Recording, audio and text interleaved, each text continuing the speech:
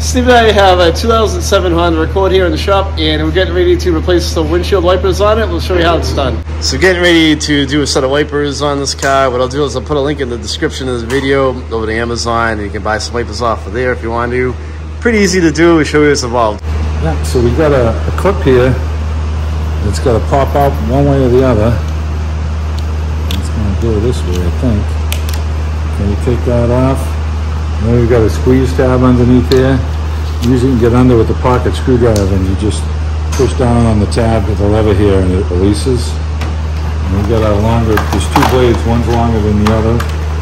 So we just want to match it up. Okay, so we got that one there. That's it, it's locked in place. You hear a click. We don't need the new piece because it's a little different style, but you heard a click and it doesn't move.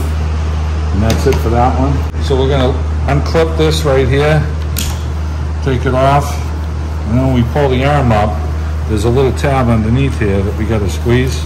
Sometimes you can catch it with your finger, but usually get in there with the pocket screwdriver and release it. You got fat fingers, and that's it. And the new one's just lock right on.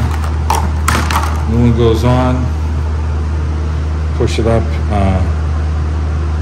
into place like this.